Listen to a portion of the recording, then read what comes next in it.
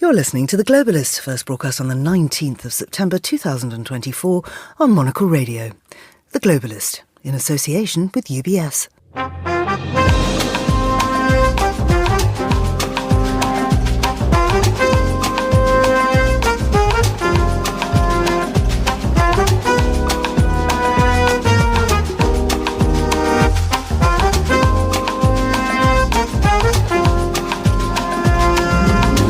Hello, this is The Globalist, broadcasting to you live from Midori House in London. I'm Georgina Godwin. On the show ahead...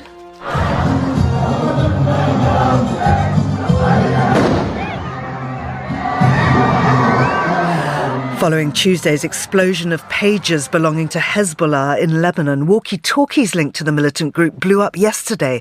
We'll get the latest and find out what the implications are for global security. In Colombia, peace talks have ended between the government and the rebel National Liberation Army. We'll ask what's next for a country that's been riven with internecine conflict for the best part of 60 years. In the Netherlands, the right-wing government has written to the EU saying it wants to opt out of the bloc's migration pact. We'll examine exactly what that pact is and why the right-wing nationalist PVV's letter is practically meaningless. In just over a week, Japan will have a new Prime Minister. We'll cross to our Tokyo bureau to have a closer look at who might get the job. We'll have a roundup of business news, a flick through the papers, and then...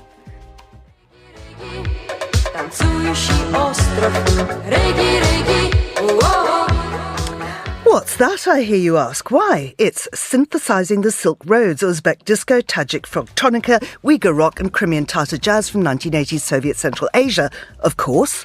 More on that coming up here on The Globalist, live from London.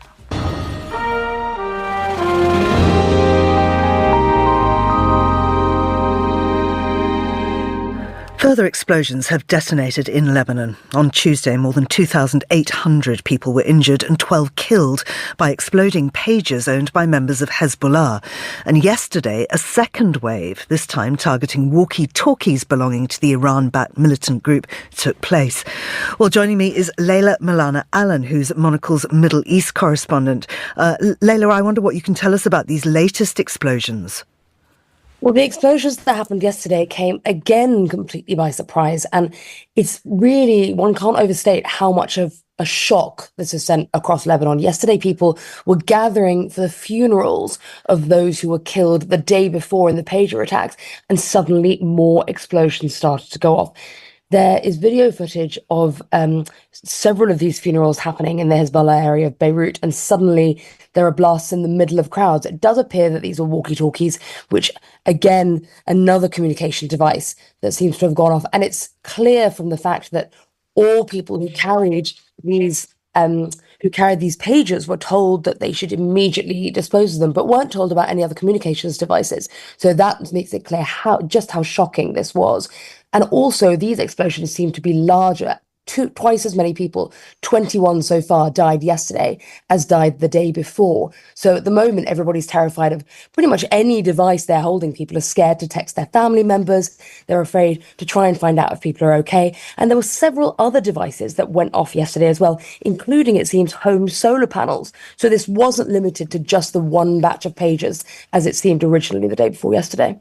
Now, it's widely believed that Israel's responsible. Is there an ongoing investigation?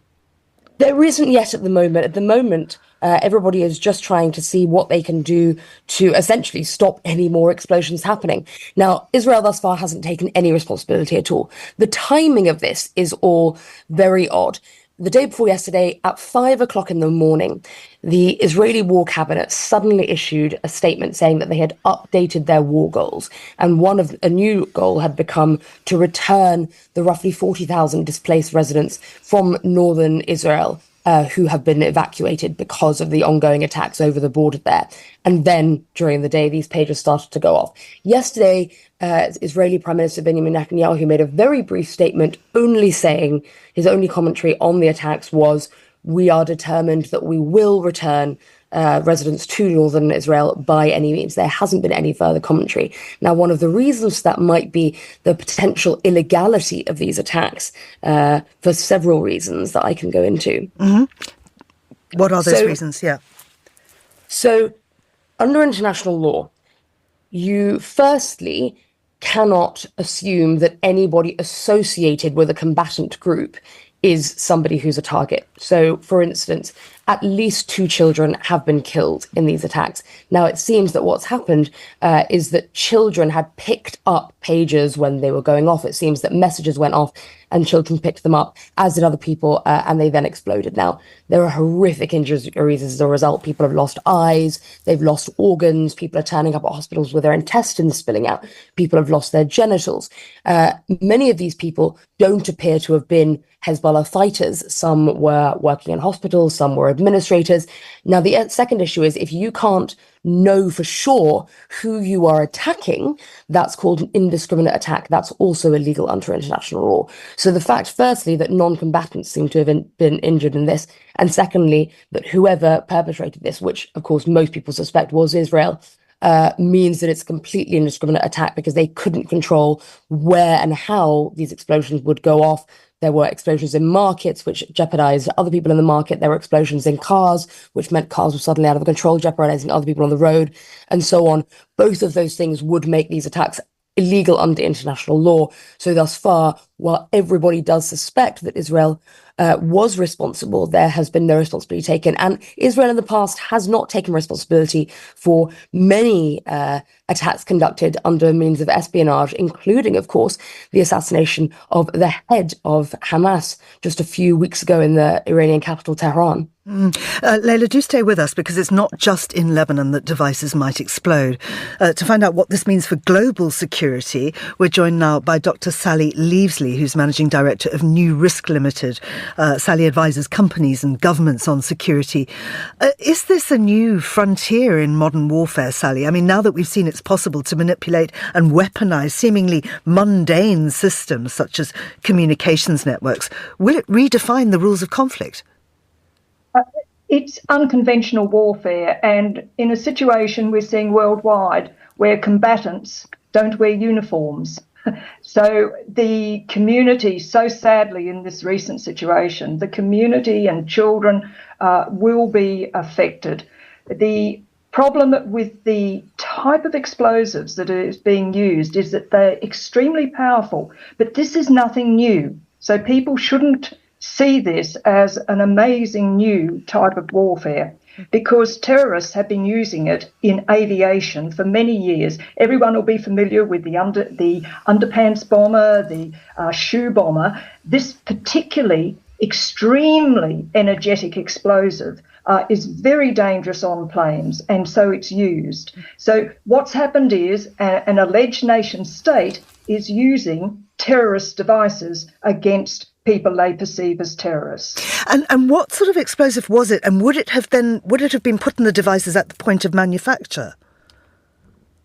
Explosive can be put into devices anywhere. We've seen children's lunchboxes with this, but this appears to be an integrated system and is reported as in the manufacture. But apart from the explosive and what Leila was talking about with the larger explosions, what is happening is we've gone from the pages with a small amount of ball-bearing fragmentation wrapped into the explosive to a larger container. So that's why we're seeing much more damage with these walkie-talkie explosives. The other thing that hasn't been, I think, advised to the public is that type of fire, the very hot fire, we've seen cars on fire from it, but the very hot fire is extremely hard to extinguish. That explosive keeps on burning.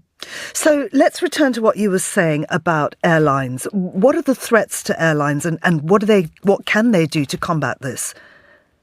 Well, all airline security from the start of screening has been set up for exactly this type of terrorist explosive. So aviation screening is exactly the right place for all such devices to be detected. And what makes it even blindingly easy on a screen is seeing little round ball bearings as well. So it's not only detecting the explosive, but it's visible in any screening.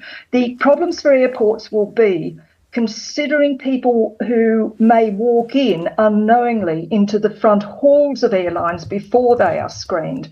But I think airlines will take all of these risks, and I would expect that people now coming from regions, from countries very close to this incident, there will be secondary screening before people get onto the airline, which means a second lot of hand searches and second screening of devices. And do you think that people carrying pages, ordinary passengers, are going to be stopped from doing so? Will there be a change in rules? Well, to date, terrorists have been able to put these types of devices on planes at any time, and we haven't been stopped. These particular devices are triggered, obviously, by a particular frequency when the devices are contacted. And remember, even if solar panels are going off, all electronics of that type give signals out. There's a communication with controllers. So the control of the signals looks as though it's fairly confined to the alleged attacker country. But I would be concerned about people walking into the front halls of airlines. But I think that aviation is so used to terrorists coming in and exploding devices right at the beginning of their entry into airports. The airlines are very well set up to handle this type of problem. And because it's a very particular trigger, I would consider that the risks, it's not just a terrorist deciding how and when to explode a device. So what else might be vulnerable? I mean, we've talked about solar panels, power grids, transportation networks, aside from aviation, communication systems. How do governments deal with this? Do you know one of the simplest ways, going back into governments and airports, may be to increase the use of dogs as well. Because early detection when people are walking around, if they've got such a device, the sniffer dogs who are trained on this particular type of explosive are extremely good. So additional layers may be thought about. In worldwide devices, all devices that talk to the internet or talk through to another device, even light bulbs in houses, in modern setups, refrigerators, all talk and are connected.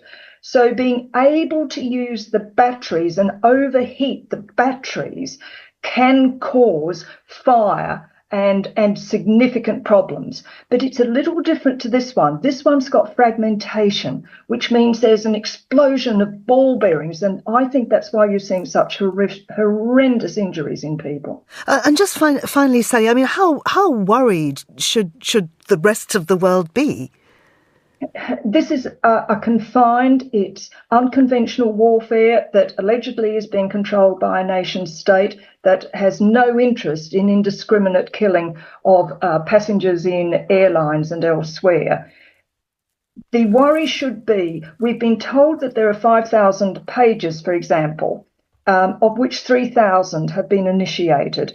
The worry will be that someone goes into a mode of transport such as aviation, unknowingly carrying such device.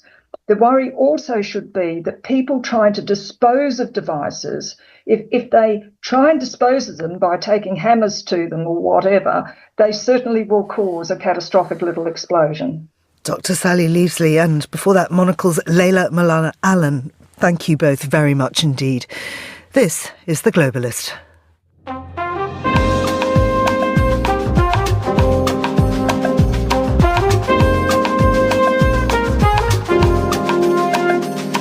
It's 1:13 in Bogota, 7:13 here in London. An attack by the Colombian leftist rebel group, the National Liberation Army, the ELN, injured more than 24 troops and killed 2 on Tuesday. Colombia's President Gustavo Petro said the group's actions have practically ended peace talks, which began in late 2022. The talks were an attempt to halt the country's 6-decade conflict, which has left more than 450,000 people dead. Well, I'm joined now by Oscar Guardiola Rivera, who's a professor in international law and international affairs at Birkbeck College. Oscar, welcome back to the show. Looking fabulous as always. I have to tell you, listeners, black velvet bomber jacket embroidered with huge orange flowers. We need colours these days to get happier. What are the details of this incident, first of all? Well, just as you described it, the ELN detonated a series of explosives in a military base in the eastern side of the country, in Arauca. In doing so, it was realizing a threat, an ultimatum it had given to the government. So the attack happens a day after that ultimatum came to pass, and also days after the government of Colombia initiated talks with a splinter group of the ELN, Comuneros del Sur. The latter seems to be part of the reason why the ELN decided to attack at this point in time. Can you just explain who the ELN are and what they're fighting for? The ELN is a separate group, an armed organization. It is classified as such and listed as such. In fact, one of the demands that the ELN had made was to be taken out of that list. The origins of the group go back to the 1960s when a number of peasants, together with some Catholic priests, decided to take up arms against the then repressive government. The ELN has been characterized as a group that usually attacks the country's oil infrastructure. In fact, before this attack, we had seen some attacks to one of the main oil pipelines. And its demands have always have to do with the setting up of a sort of national convention, something that in fact had already been agreed with the government. In terms of its relative strength, it is a much weaker group than the FARC ever were, and in that respect is not a significant a source of violence in the country. There are more significant ones, but it is important because this process was, let us say, the star process in the total peace policy of the Petro government. I mean, you talk about Colombia's repressive regimes, and of course they have had those, most definitely. But Petro is the country's first leftist president. I wonder if his political views gave him more of an opportunity to end the violence of the past 60 years. That is correct. And in fact, the talks with the ELN had progressed quite far. I mean, I have been part of dialogues with the ELN in the 1990s. So there have been many opportunities, but this is the one that has gone the farthest. And perhaps because of that, it is both a shame that the process is now suspended, is not ended, but suspended. But the reason may be just the current political dynamics in Colombia. The Petro government only has a year and a half left in government, which makes it difficult for the to guarantee the end of the peace process with the ELN. So the ELN may be just stalling, given what has already been agreed, to see who is the next government and continue from where it would leave off.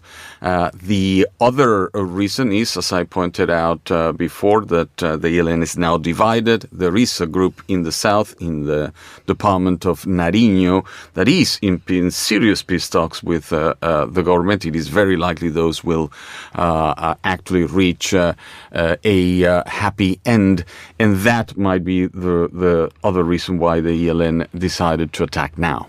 So there was a bilateral ceasefire between the government and the ELN, but that ended in August. Why? That ended in August, again, the same two reasons. One reason was that the ELN was asking the government to unilaterally take it out of the list of armed organizations. It gave an ultimatum, which just passed a few days ago, hence the attack.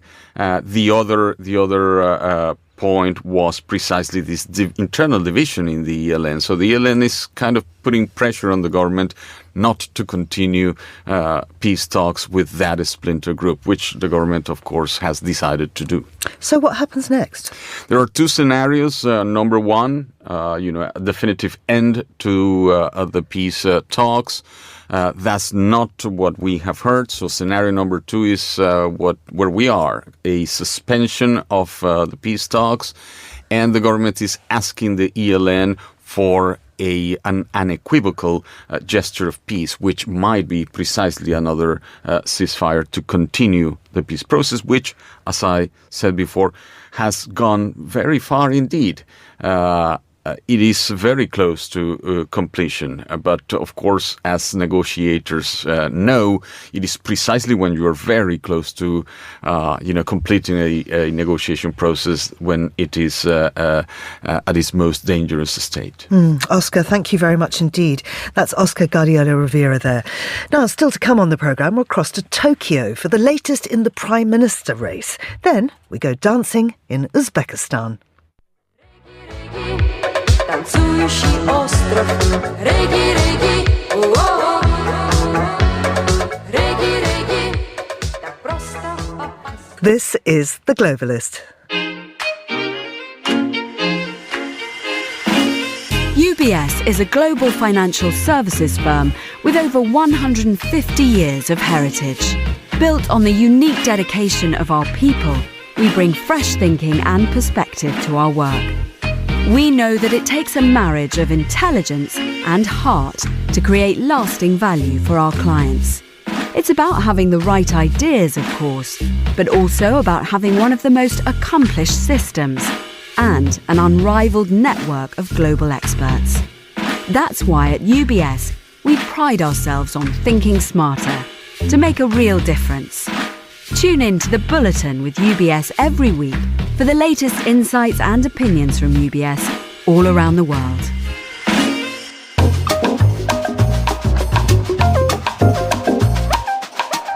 You're listening to The Globalist on Monocle Radio with me, Georgina Godwin. It's 7:22 here in London, and we'll continue with today's newspapers. Joining me in the studio is Simon Brooke, a journalist and a communications consultant. Good morning to you, Simon. Good morning, Georgina. You're yawning and complaining about the earliest of the hour. You're not supposed to say that. Sorry. Too much. But I can see that you've done your homework and you've actually chosen us some cracking stories here. Thank you. Let's start with this New York Times one, which is so interesting, about a union who is not endorsing Harris, but nor is it endorsing Trump. No, that's right. This is the 1.3 million member International Brotherhood of Teamsters. And they said yesterday, as you say, they wouldn't be backing either candidate. Interesting, the New York Times has an interpretation which says that even if they're not doing that, excuse me, it's in some ways perhaps a sort of endorsement for Mr. Trump, given that Kamala Harris has done so much to support unions, and Trump has made it absolutely clear that he's much more, as you might expect, on the side of the bosses, whatever. So Harris has backed pro-union legislation, while Trump has refused to commit to vetoing this anti-union legislation. Trump has praised Elon Musk for firing workers, for instance, the paper noticed. But it does seem to be very much a focus on, it's interesting, isn't it, how Trump likes these one-to-one relationships with other world leaders. He obviously has some sort of a bro thing going on, perhaps, with Sean O'Brien, the president of the Teamsters Union. He invited him to Mar-a-Lago, made sure that O'Brien had a slot to speak at the Republican convention, even though the Democrats had not given him one.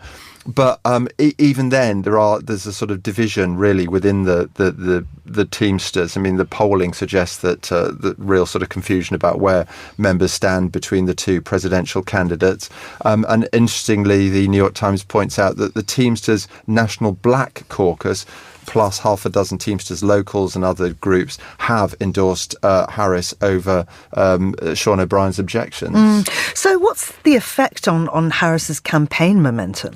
Well, I think it's interesting, isn't it? Because we had, when she first got the nomination, we saw that excitement, and she delivered a great performance during the debate with Donald Trump, which fired up her campaign again. I suppose this questions about what this does to the momentum of her campaign. But one thing the New York Times points out is that actually, given that the Teamsters have not endorsed either candidate, it means neither candidate has their kind of organisational muscle, as the paper describes it. So, it'll be interesting to see how Harris, who might be considered by some Teamsters members this DEI hire, as the Republicans have criticised, whether she can appeal to sort of individuals over the heads of Sean O'Brien, the president.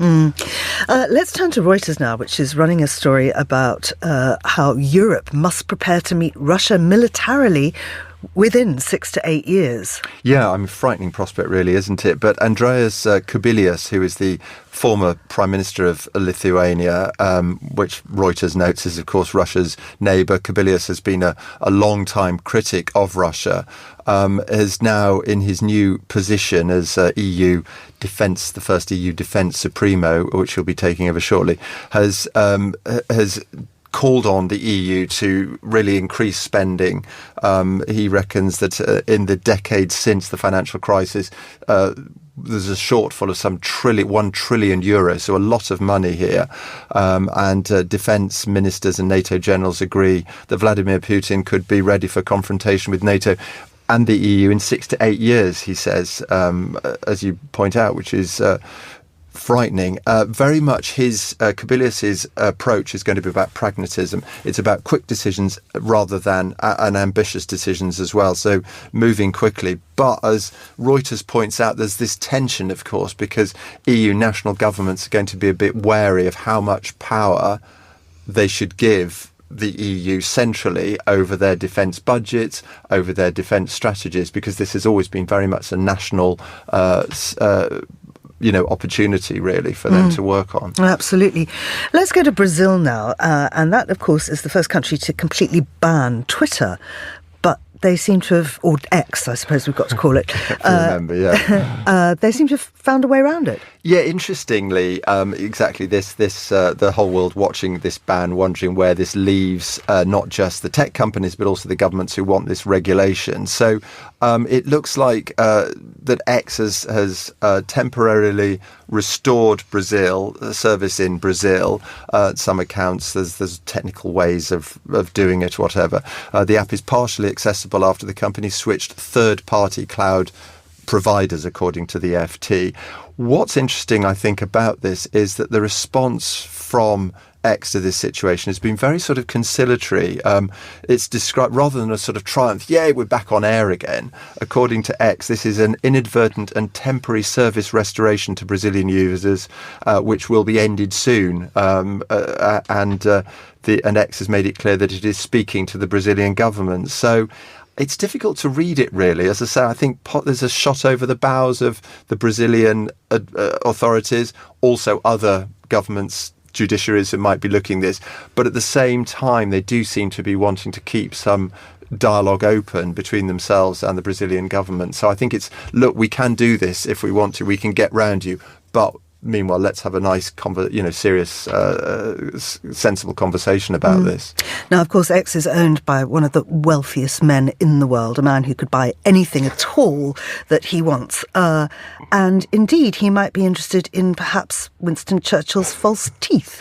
Just as an example, yeah, the bizarre story in the Times here of various crazy items that have been up for auction over the last few years. So yeah, Winston Churchill's teeth put up for auction earlier this year and bought for £18,000. Apparently, according to the Times, he had many backup sets because he was known to throw them or break them when he was angry. So can you imagine somebody throwing their false teeth at you? Not very nice. But anyway, they went for £18,000, as I say. The other thing that caught my eye was Truman Capote's ashes, which were sold at Julian's auctions in Los Angeles, which specialises in celebrity memorabilia, and they were bought for $43,000, which was £33,000 at the time. I'm wondering, given how much offence he caused, whether probably the son or daughter of one of the people he offended these days would like to buy the ashes and pour them down the loo or something like that. I must tell you a wonderful Truman Capote thing. There's a great literary festival coming up in Charleston in South Carolina, which I'm going to go to, and it opens with a recreation of Truman Capote's black and white wall. Oh, amazing! Well, you've got your black. I can see you've got your black outfit already for it. All ready for it. Yeah. I don't think Truman Capote will be there in ash form, however. There's also John Lennon's toilet. Yes, that's another thing, which is, I think, and what's interesting about this, I think a lot of these items have the ew factor. Freddie Mercury's moustache comb and things like that, but I don't know. What you do with these things, I'm not sure. Well, the loo looks like it could make a rather nice planter. Ah, good thinking, because it is quite attractive, isn't it? I thought it would be all sort of groovy and modern, but it looks very traditional, doesn't it, with that design? Blue and white, Yeah, I think if you're a real fan, though, there's almost like a sort of a modern version of the medieval relic thing, sort of thing. You know, you'd have your saints or whatever, so these days you can have your pop star's loo or your former Prime Minister's teeth or whatever brings you luck, as far as you think, believe, whatever. So, like you say. Ooh. Simon Brooke, thank you very much indeed. Now, here's what else we're keeping an eye on today. Sudan's army and the paramilitary Rapid Support Forces, the RSF, say they're open for peaceful solutions to a war that's been ongoing for more than 17 months, in response to US President Joe Biden's call on the warring parties to re-engage in talks. However, leaders of both groups traded blame for a failure to bring an end to the conflict that's killed more than 12,000 people since it started in April 2023, accusing each other of committing abuses. They've not outlined specific steps towards reaching a peaceful solution. Canadian Prime Minister Justin Trudeau looks set to survive a confidence vote next week after a rival party said on Wednesday it would not back an attempt to defeat his minority Liberal government. The official opposition Conservatives, who have a commanding lead in the polls, said they would try to topple Trudeau next Wednesday on the grounds that Canadians cannot afford the promised increase in an existing federal carbon tax. And President Volodymyr Zelensky of Ukraine said on Wednesday that his victory plan intended to bring peace to the country while keeping it strong and avoiding all frozen conflicts was now complete after much consultation. Zelensky pledged last month to present his plans to US President Joe Biden, presumably next week, when he attends sessions of the UN Security Council and the General Assembly. This is The Globalist. Stay tuned.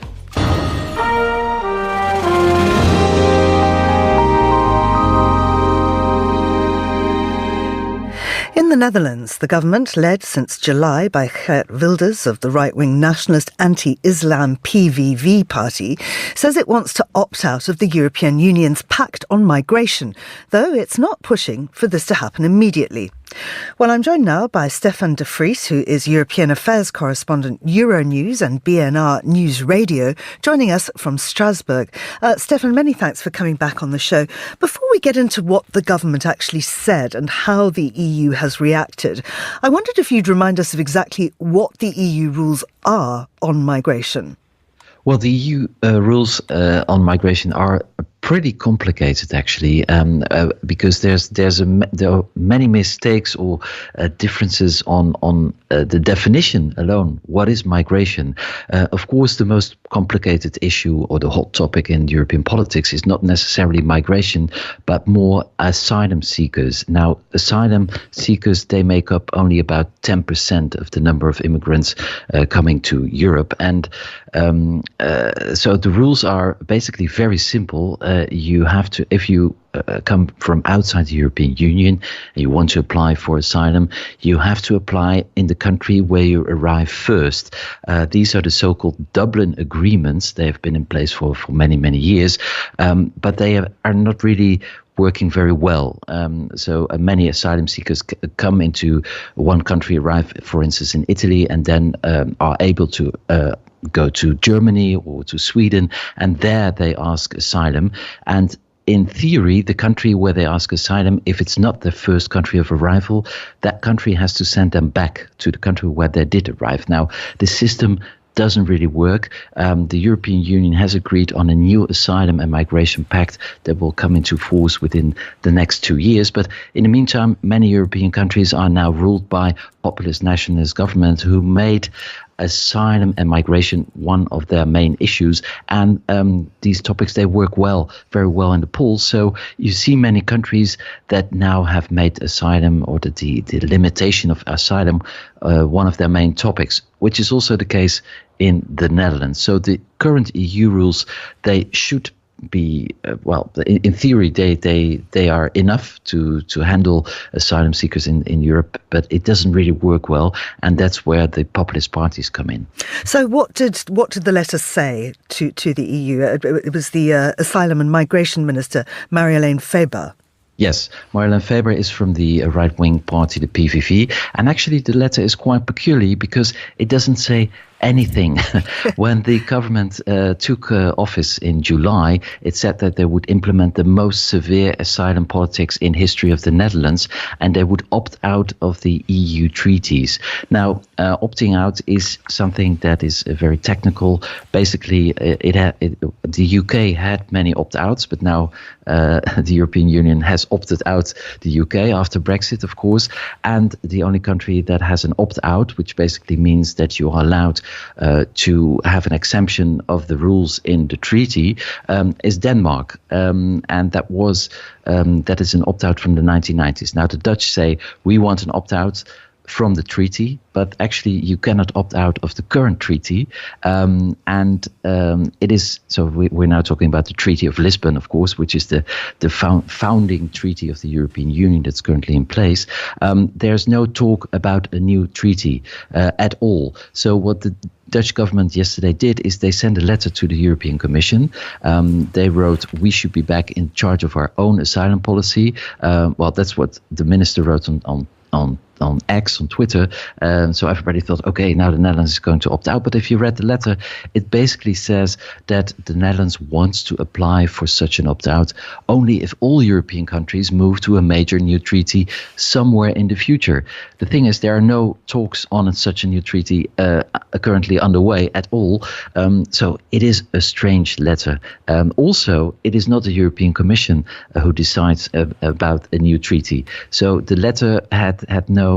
It is really a riddle why this minister sent this letter, because it has no legal foundation at all. It's probably just a message to send that she's sending to the voters of the PVV by saying, look, we're now getting serious. We're showing Brussels that we are serious of getting out of this treaty, but legally and politically it is impossible. So it is a very strange letter, but at least the voters of the PVV, they will think our minister's doing something. It seems to me that the response to the letter was like, yeah, whatever.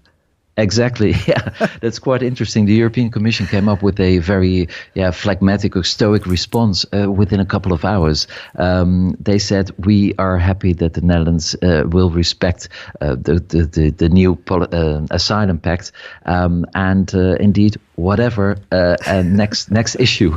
So it is a very strange thing, and the weirdest thing is that everybody, or at least the people who are much smarter than me, they have advised the minister and said in the media over the last couple of months that such an opt-out is technically impossible, also because there is no treaty change in the near future, and yet the minister has sent this letter. But it is showing the Dutch government is getting serious with what they say the most strict asylum politics in history of the country.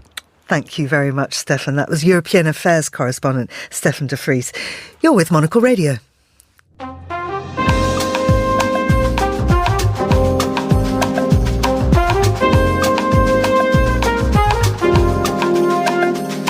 It is 7:38 here in London, and that's 15:38 in Tokyo.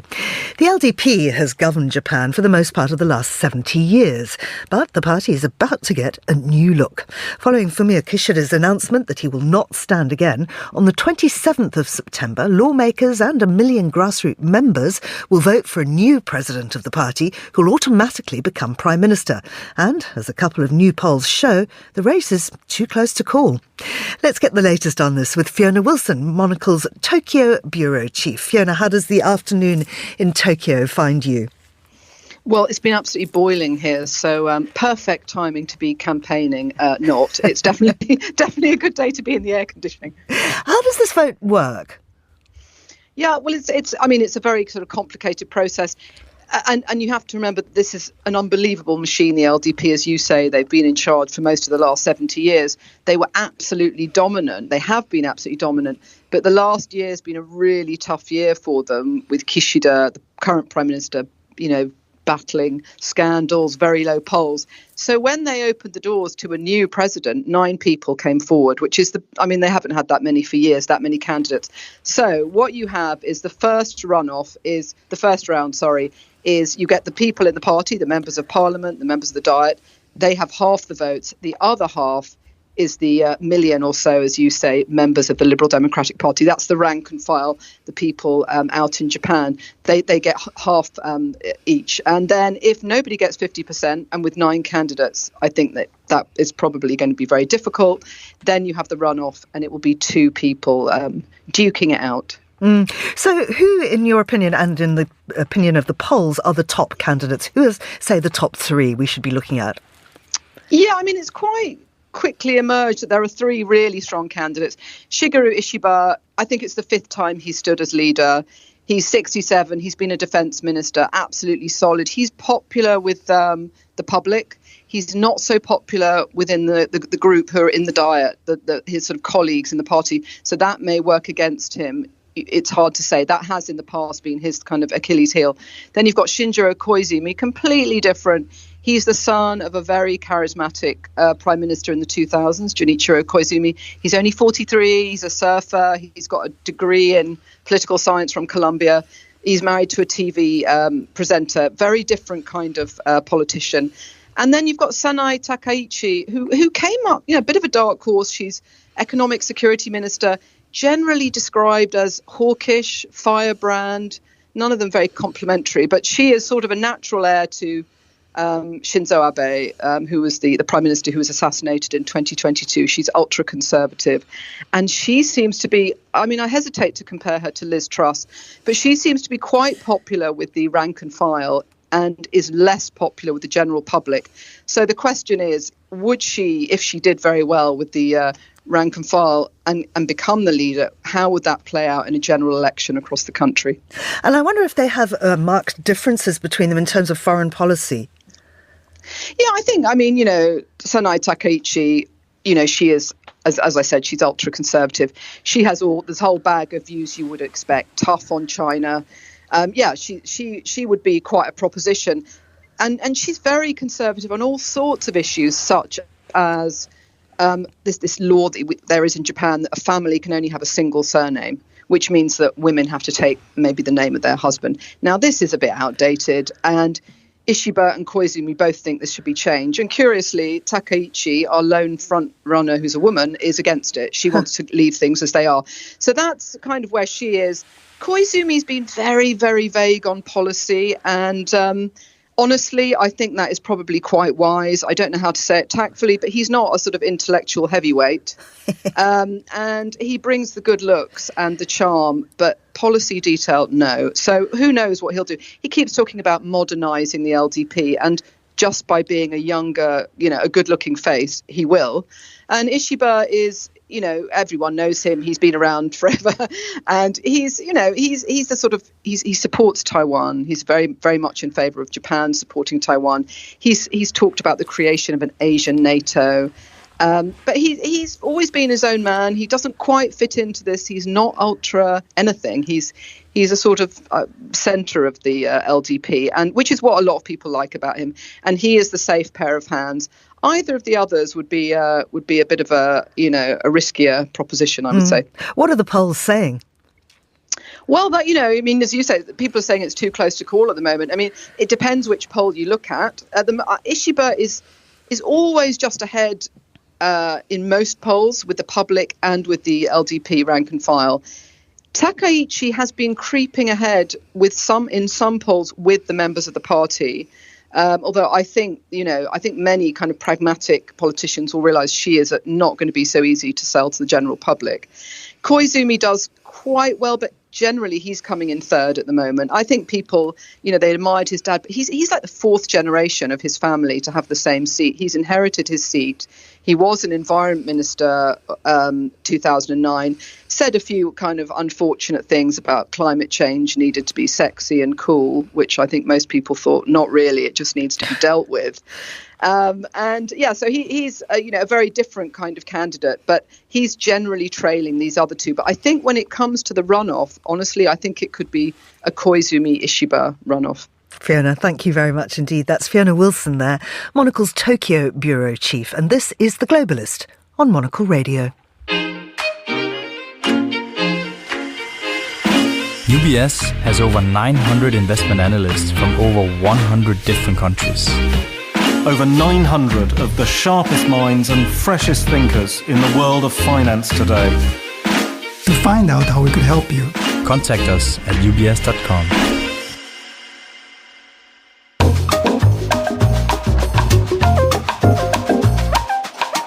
It's time now to talk business with Vicky Price, an economist and the former joint head of the UK government's Economic Service. Good morning to you, Vicky. Good morning. Now, of course, we were all waiting yesterday for the US interest rate cut. Nobody quite knew what level that would be at. Tell us. Yes, they've cut by 50 basis points, which is what the market wasn't really expecting, although they had been repricing it as a possibility a little bit upwards because of some of the data that had been coming out of the US economy. And of course, the fact that inflation had fallen to 2.5%. That was considered also to be very good news. But nevertheless, it came as a bit of a surprise. But the markets did react positively at the beginning. But then they started worrying, interestingly enough, about whether that meant that the economy was really slowing down. So was it a panic reaction? And of course, there was an announcement also, more or less announcement that there would be further cuts to come. So there has to be some reassessment. I don't think the markets have quite digested what the Fed has said yet. And this is going to influence what the BOE do later today. Well, one assumes that would be the case. But of course, it remains to be seen whether that happens. I mean, the Bank of England has been sounding very hawkish recently. We have had inflation remains high, service inflation remains high, and that's a real problem. Let's look at oil prices now, which are falling. Yes, that's the other thing. Of course, you would have expected that, if you get significantly, after all, the US matters hugely in this respect.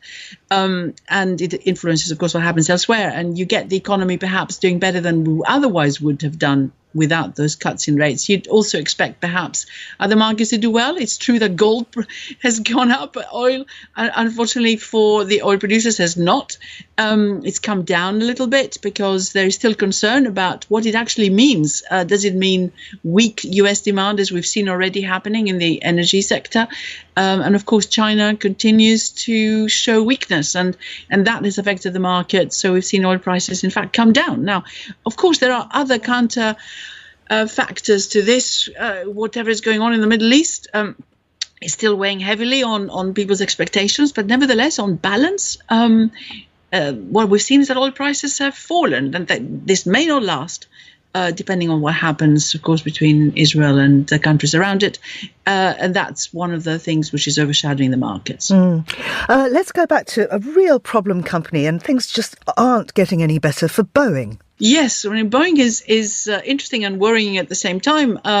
There was an offer made which Boeing thought was going to be accepted of 25% increase in wages for their workers over a period of years.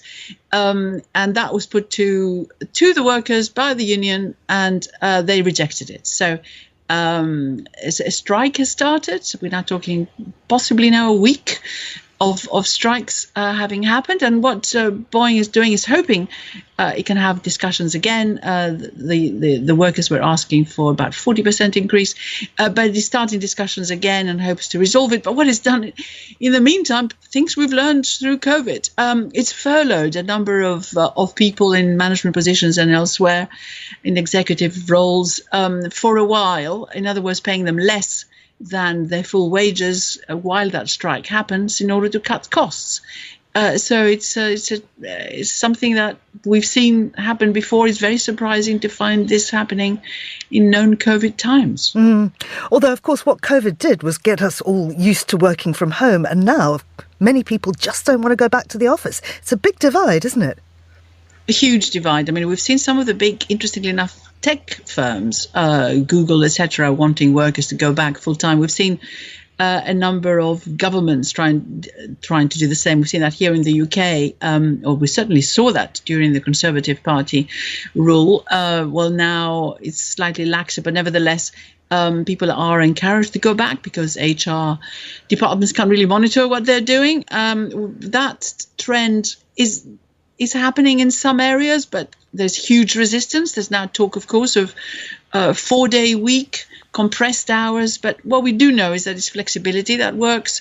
If you give workers greater flexibility, then they become more productive. And there is a big debate as to what the best balance is. But I think it varies from sector to sector. How you can arrange your workforce, and it is indeed, as you say, an ongoing debate with a lot of evidence still coming through that we've got to wait and see what it finally shows. Or we may never know because we can't actually measure it properly. No, that's absolutely right. And I mean, a lot of people are saying you're much more productive at home. Yes. What is happening, of course, now is this measurement that we're referring to is encouraging a number of firms to become a little bit more intrusive, if you like, in terms of how you do your work, and sort of having all sorts of systems that follow you around so that you are seen to, or at least you're recording everything you do, your location and so on. And that is the interesting one because it comes completely against what we're seeing happening in the financial sector. So we've got JP Morgan really worried about the fact that bankers seem to be working very, very long hours. Yes. So on one hand, we're talking about part of the population maybe working through compressed hours, working from home, 4-day weeks and all that sort of exciting stuff. And the rest not. Yes. Vicky, thank you very much indeed. That's Vicky Price there. You're listening to The Globalist on Monocle Radio.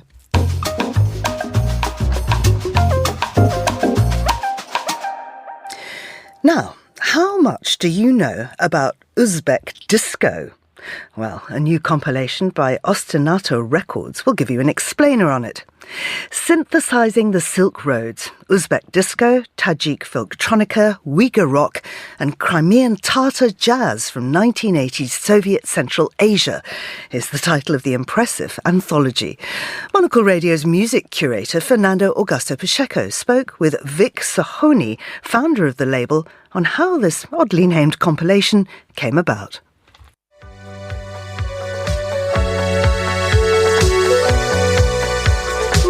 Ночами Ямайка, лагуна, коралловый риф, далекие звуки маримбы и регги-мотив. People don't really know how much of world history has emanated from this part of the world. And so Central Asia, Uzbekistan in particular, was a very important part of the world to shift our gears, to continue our philosophy of exposing people to different cultures and kind of bringing the world culturally into a post-Western era. But Tashkent in particular, this city is phenomenal. I mean, this is one of the most beautiful cities I've ever been to. It was, it's a series of lavish gardens, wide boulevards, so many conservatories, universities of music. I mean, people have this impression the Soviet Union was repressive, and yes, it was, but there was a huge emphasis on culture in the Soviet Union. And the legacy of that you can see very clearly when you walk around Tashkent, because the amount of music academies and conservatories and schools, it's just, the city is peppered with it. So, as soon as we arrived, we knew we were somewhere special. And there's this wonderful blend of architecture between the Soviet brutalist architecture and the ancient Central Asian indigenous architecture, those beautiful palettes and colors that you see and patterns that you see on the windows. So I was like, I'm in a fascinating part of the world here. And when you walk into a restaurant or a bar in Tashkent, it is so diverse. You have people who are ethnically from East Asia. You have people who are ethnically Persian, Indian, Arab, Russian, European. I mean, it's just, what a wonderfully diverse place. And the amount of people that have crossed through this region for centuries, whether if you're trading between East Asia and the Mediterranean, those ancient Silk Roads, the amount of traders and people that came and went and left things.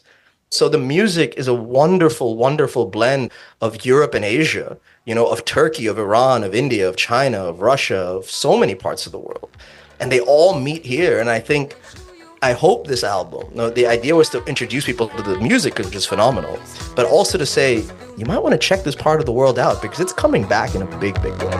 Regi, regi, танцующий остров. Regi, regi, о-о-о. Regi, regi, так просто попасть на небо. I want to check it out. And let's talk about music. What type of music genres do you focus on this particular compilation as well? Because even the name, I think, says it all, from Uzbek disco to Tajik folktronica. I mean, that already caught my eye. Yeah, so, when we were sifting through all the music, I realized there's so much here. There is... one thing I should mention about Tashkent, it was also kind of a central hub for all the musicians in the Asian portion of the Soviet Union. So Tashkent was where you went to find a sanctuary, a safe haven, because for centuries, it has been a very welcoming hub for everyone. And even if you visit today, you'll see that. I mean, what a warm welcome you'll get, no matter where you're from in the world.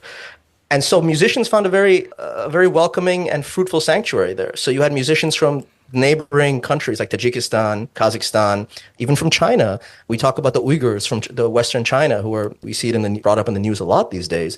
Uyghur musicians found a sanctuary in Tashkent. You talk about Tatar musicians from Crimea. People don't know about the indigenous Tatars of Crimea. They've been fighting for their independence, but under the Soviet Union, they faced a lot of repression. So they went to Tashkent to make their music. So Tashkent was this brimming place with all of these musicians from the Asian portion of the Soviet Union. It's very important that I emphasize that because there was a European side of the Soviet Union, which is currently Eastern Europe, the Baltics, Ukraine, which had its own scene going on. But if you were of the Asian portion of the Soviet Union, this was this vast Eurasian country, you went to Tashkent to make music. It had the studios, it had the manufacturing facilities.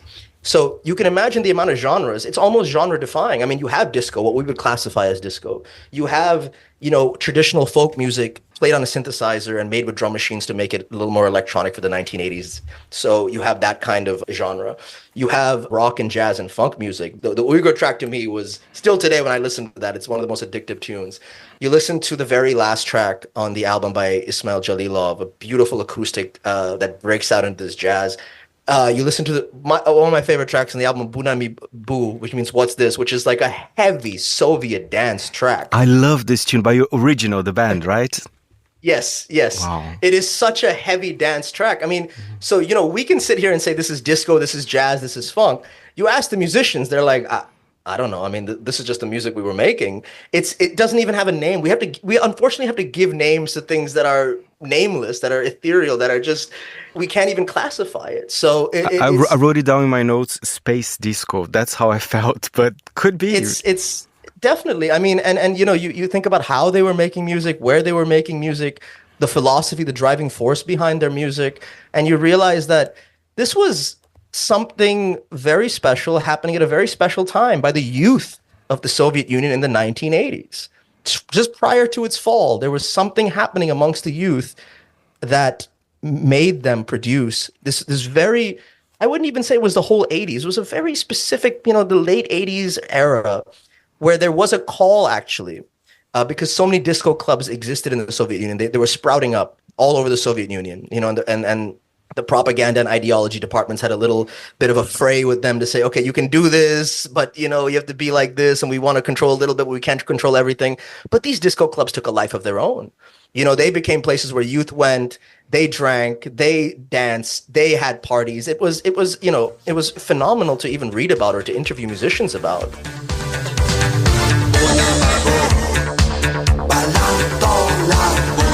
Vic Sahoni there, speaking to Fernando. And that's all for today's programme. Thanks to our producers, Anita Riata, Carlotta Rabello and Chris Chermak. Our researcher, Sana Jamani, and our studio manager, Steph Chungu, with assistance from Flynn Simons. The briefing is on at midday London time with me, Georgina Godwin. Many thanks for listening.